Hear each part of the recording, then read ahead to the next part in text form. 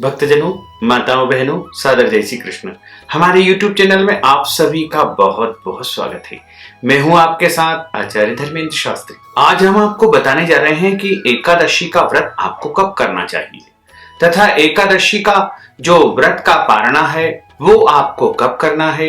एकादशी व्रत में आपको कौन कौन से नियम का पालन करना चाहिए, ये सब कुछ जानकारी हम इस वीडियो में आपको देंगे। लेकिन सबसे पहले हम आपको बता दें कि अभी विगत दिनों से हमारे स्वास्थ्य में कुछ कमजोरी आ गई थी, इसलिए हम आपके लिए वीडियो प्रस्तुत नहीं कर पा रहे थे।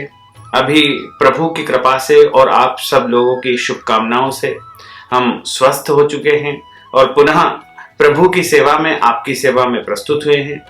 तो एकादशी की संपूर्ण जानकारी देने के लिए हम आपके लिए आज यहाँ पर उपस्थित हुए हैं।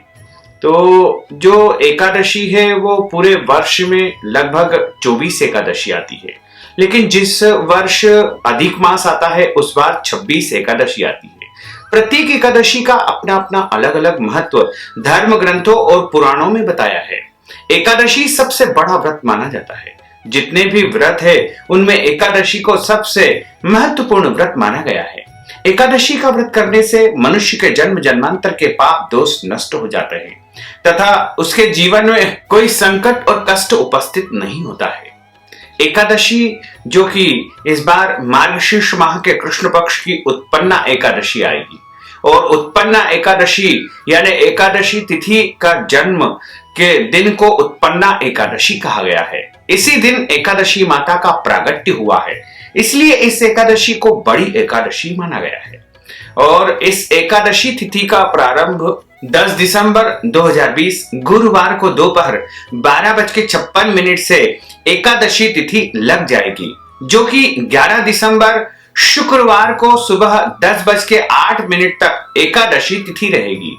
यानी सूर्योदय व्यापिनी एकादशी तिथि यदि हम देखें तो वो 11 दिसंबर को रहेगी। वहीं जो द्वादशी युक्त जिसे हरिवासर एकादशी कहा जाता है वो भी 11 दिसंबर 2020 शुक्रवार को ही रहेगी। इसलिए आप लोग यदि एकादशी का व्रत करते हैं तो आपको 11 दिसंबर 2020 शुक्रवार को ही एकादशी का व्रत करना चाहिए तथा इस एकादशी का जो पारणा है यानी व्रत खोलने का जो समय होगा वो 12 दिसंबर 2020 शनिवार को प्रातः 6 बजे से लेकर के प्रातः 7:04 तक आपको व्रत का पारणा कर लेना चाहिए। यानी 7:04 प्रातः से त्रयोदशी तिथि लग जाएगी, अतः आपको द्वादशी तिथि में ही व्रत का पारणा कर लेना चाहिए। तो आपको एकादशी का जो व्रत है वो 11 दिसंबर को करना है और 12 दिसंबर को व्रत का पारणा करना है। जो मनुष्य एकादशी का व्रत करता है उसे दशमी के दिन से ही नियम पालन आरंभ करना चाहिए। दशमी के दिन यानी एक दिन पहले यानी 10 दिसंबर को आपको एक समय भोजन करना है और भोजन में चावल का प्रयोग नहीं करना चाहिए। शुद्ध और सात्विक भोजन आपको दशमी तिथि के दिन करना चाहिए तथा दशमी तिथि के दिन आपको ब्रह्मचर्य व्रत का पालन करना चाहिए और एकादशी के दिन प्रातः जल्दी उठ करके ब्रह्म मुहूर्त में स्नान आदि नित्य कर्म से निवृत्त होकर के अपने घर के देवी देवताओं का पूजन करने के पश्चात आपको भगवान सूर्य देव को जल चढ़ाने के बाद व्रत का संकल्प धारण करना है। संकल्प का अर्थ होता है प्रतिज्ञा करना या शपथ ग्रहण करना। तो हाथ में आपको जल लेकर के 3 बार विष्णु विष्णु का उच्चारण करना है तथा आप अपने नाम और गोत्र को बोलिएगा और कहिएगा कि आज मार्गशीर्ष माह के कृष्ण पक्ष की उत्पन्ना एकादशी का व्रत करने जा रहा हूं या करने जा रही हूं। मेरे जीवन की समस्त मनोकामनाएं पूर्ण हो जाए और भगवान लक्ष्मी नारायण की भरपूर कृपा मेरे जीवन पर सदैव बनी रहे। और इस प्रकार आप जो है अपना नाम गोत्र बोल करके अपने मन की इच्छाओं को बोल करके प्रभु को संकल्प समर्पित कर दीजिए। संकल्प धारण करने के बाद पूरे दिन आपको व्रत करना है। एकादशी के दिन चावल का उपयोग नहीं किया जाता है। यदि आपके घर में चावल का उपयोग यदि करते हैं तो आपको एकादशी के दिन चावल का बिल्कुल भी उपयोग नहीं करना चाहिए, क्योंकि एकादशी यदि व्रत करते हैं तो भी चावल का उपयोग नहीं करना है और एकादशी व्रत नहीं भी करते हैं तो भी आपको चावल का उपयोग नहीं करना है। यानी एकादशी के व्रत में चावल का उपयोग सर्वथा त्याज्य है। और इस प्रकार आपको एकादशी के दिन झूठ नहीं बोलना चाहिए, क्रोध नहीं करना चाहिए और पेड़ पौधों को नहीं काटना चाहिए, ब्रह्मचर्य व्रत का पालन करना चाहिए, एकादशी की रात्रि में जागरण करना चाहिए, पूरी रात जाग करके भगवान का भजन, स्मरण तथा कीर्तन आदि कार्य करना चाहिए और भगवान का पूजन अर्चन करने का भी इस दिन विशेष विधान है तथा एकादशी की कथा जरूर सुनना चाहिए, क्योंकि कथा यदि आप नहीं सुनेंगे तो आपका व्रत अधूरा माना जाएगा। इसलिए कथा जरूर सुने और कथा हमेशा ब्राह्मण के मुख से सुनना चाहिए।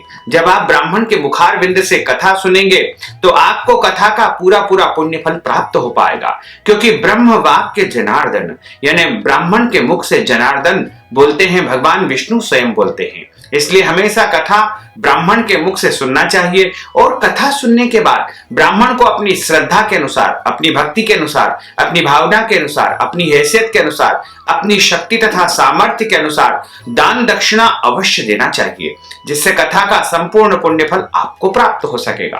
तो आपके लिए हम कथा का भी एक वीडियो प्रस्तुत करेंगे, उसको भी आप जरूर देखिएगा और जरूर सुनिएगा।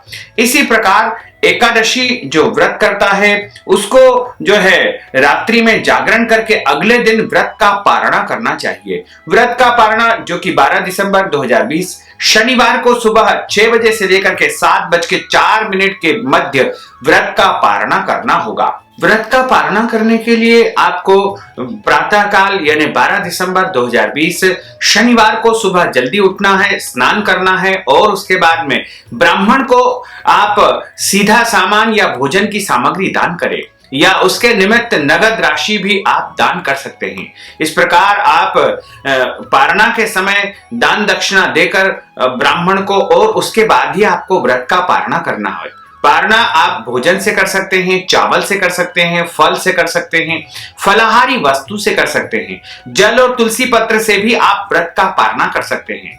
यानी अगले दिन यदि आपको कोई और व्रत करना है, जैसे प्रदोष का व्रत करना है, चूंकि अगले दिन प्रदोष आ रही है, प्रदोष का व्रत जो मनुष्य करता है उसे व्रत का पारणा तुलसी पत्र या फल से कर लेना चाहिए। इस प्रकार यदि आप एकादशी का पूरा विधि विधान से जो है व्रत करेंगे तो आपको संपूर्ण पुण्य फल की प्राप्ति होगी और आपके जीवन की समस्त मनोकामनाएं पूर्ण हो जाएगी। तो भक्तजनों, माताओं, बहनों, हम आपके लिए एकादशी की कथा का एक वीडियो प्रस्तुत करेंगे, उसको आप जरूर देखिएगा और अधिक से अधिक लोगों को शेयर भी करिएगा। साथ ही आपसे अनुरोध है कि इस ज्ञानवर्धक वीडियो को अधिक से अधिक लोगों को शेयर करिएगा, लाइक करिएगा, कमेंट करिएगा और यदि अभी तक आपने सब्सक्राइब नहीं किया तो अभी और इसी समय सब्सक्राइब अवश्य कर लीजिए। आपको और आपके पूरे परिवार को सादर जय श्री कृष्ण, सादर धन्यवाद।